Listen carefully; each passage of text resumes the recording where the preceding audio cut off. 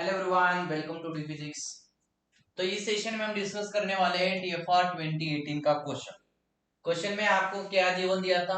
They have given question में आपको एक वेव फंक्शन दिया था। वो वेव फंक्शन किसका था? आपका हार्मोनिक ऑसिलेटर का। तो ये वेव फंक्शन आपको जो ये आपको गिवन दिया है। अब यहाँ पे देखिए, इस वेव फंक्शन को आप सेपरेटली कर सकते हैं। इसको मल्टीप्लाई कर दीजिए इससे एंड देन ये पहला वेव फंक्शन हो गया। Then this with this and this, तो ये दूसरा वेव फंक्शन हो गया। तो यहाँ पे देखिए, तो ये जो वेव फंक्शन है इसको सिर्फ मैंने क्या किया, सेपरेट किया है दिस एंड दिस। ठीक है। अब ये जो है हमारा हार्मोनिक ऑसिलेटर है। तो हार्मोनिक ऑसिलेटर के लिए ग्राउंड स्टेट जो है, ग्राउंड स्टेट वेव फंक्शन आपका ये होता है। एंड फर्स्ट एक्साइटेड स्टेट के लिए ग्राउंड स्टेट, जो फर्स्ट एक्साइटेड स्टेट के लिए वेव फंक्शन क्या होता है, ये होता है। अब देखिए, आपने यहां से कंपेयर कर दिया तो यहाँ पे आपका क्या है, this you can see here. यहाँ पे आपका क्या है, एक्सपोनेंशियल में आपका ये है, इसके एक्सपोनेंशियल में क्या है, ये है। तो अगर आपने इनको कंपेयर कर दिया तो वन हाफ यहाँ पे है, माइनस माइनस भी है। Alpha square is equal to क्या होगा, 1/L²। तो अल्फा स्क्वायर इज इक्वल होगा 1/L²। दैट मींस इसको and this alpha square is nothing but क्या होता है, ये ओमेगा बाय h क्रॉस। ठीक है।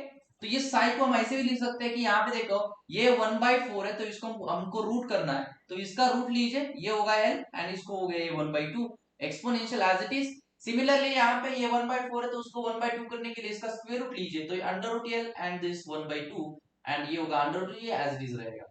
अब यहाँ पे देखिए, ये आपका ग्राउंड स्टेट वेव फंक्शन है। तो ये ग्राउंड स्टेट वेव फंक्शन में अल्फा की जगह पे हम क्या डालने वाले हैं, अल्फा की जगह पे डाल दो alpha is equal to 1/l।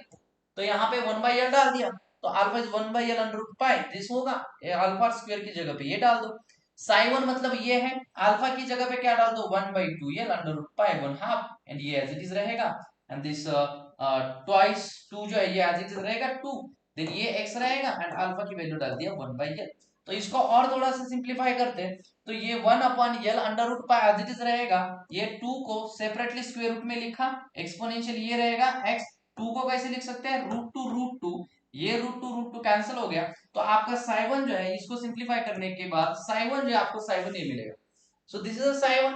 तो ये साई 1 मिला। तो यहाँ पे ये जो गिवन वेव फंक्शन, इस वेव फंक्शन के देखो, तो ये जो है what is this, this is nothing but यहाँ पे दिख रहा है आपको, this is a sine naught. ये देखो, this wave function and this wave function same ना। तो ये जो है ये क्या आपका साइन नॉट है, तो इसको साइन नॉट लिखा, प्लस व्हाट इज दिस, ये जो वेव फंक्शन है, this wave function is a sine naught of x, sine 1 of x। देखिए साइन 1 ऑफ x आपका ये, दैट मींस जो गिवन वेव फंक्शन आपको दिया है, this wave function is nothing but psi is equal to sine naught of x plus sine 1 of x। Just उन्हें alpha की term में नहीं दिया था, एक एल की टर्म में दिया था, बट एक्चुअली वेव फंक्शन क्या है ये। तो इसको नॉर्मलाइज करो, तो इसको नॉर्मलाइज करने से हमें ये नॉर्मलाइज वेव फंक्शन मिलेगा। हमें एक्सपेक्टेशन वैल्यू ऑफ x निकालनी है। तो आगे बढ़ते हैं। So this is the normalised wave function. तो एक्सपेक्टेशन वैल्यू, जो एक्सपेक्टेशन वैल्यू इस निकाले, हम इसको डायरेक्ट नोटेशन में लिखेंगे। तो डायरेक्ट नोटेशन में जब हम लिखेंगे तो ये होगा आपका, नाउ इसको सिंपलीफाई करिए एंड देन ये यहाँ पे इसको आगे सिंपलीफाई करना है। तो ये x जो, ये x क्या होता है आपका, under root h cross divided by 2m omega into होगा a प्लस a डैगर। तो अगर मैं एक ही कैलकुलेट करके देता हूं आपको, लेट से यहाँ पे आपके पास 0 0 है, तो इसको लेट से k मान लेते हैं, तो होगा 1/k। अब यहाँ पे होगा 0 a प्लस a डैगर 0। तो इसको कैसे सिंप्लीफाई करोगे आप, this is nothing but this 0 a 0 plus 0 a dagger 0। तो ये इस पे ऑपरेट होगा, स्टेट लोअर होगा, देन ये 1 होगा, देन ये होगा 0 1, डिफरेंट स्टेट है, आंसर 0। ये होगा 0 स्टेट, सॉरी ये माइनस होगा ना, माइनस होगा, ये होगा आपका स्टेट, जो स्टेट राइज होगा तो 1 होगा, डिफरेंट स्टेट है 0। तो इसका एक्सपेक्टेशन वैल्यू होगा 0 एंड ये इसका भी एक्सपेक्टेशन वैल्यू कितना होगा, 0। अब ये देखो, ये क्या आपकी, these are the successive state. तो सक्सेसिव स्टेट के लिए एक्सपेक्टेशन वैल्यू ऑफ दिस का कितना होगा, the expectation value of this is nothing but ये होता है आपका under h cross upon 2m omega into n plus 1।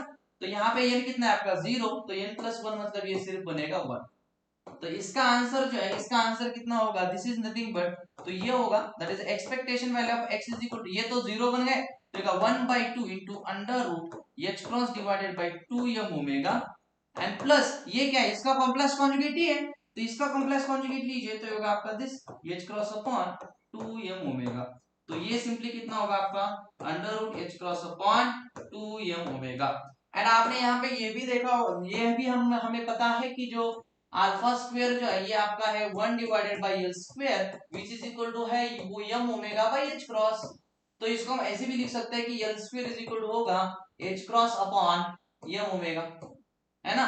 ये इधर गया, ये ऊपर गया, तो एल की वैल्यू कितना होगा under root H cross upon 2 H cross upon M omega, है ना। एंड इसकी एल की वैल्यू आपको तो गिवन है, एल इज इक्वल टू कितना दिया है 100 माइक्रोमीटर।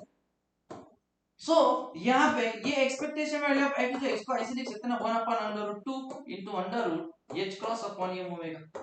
अरे लिख सकते हैं कि नहीं लिख सकते, आप आराम से लिख सकते हैं। तो इसकी वैल्यू जो है this value is nothing but the L, तो ये दिया आपको 100 डिवाइडेड बाय अंडर रूट 2, तो ये जो है ये आएगा 70.71।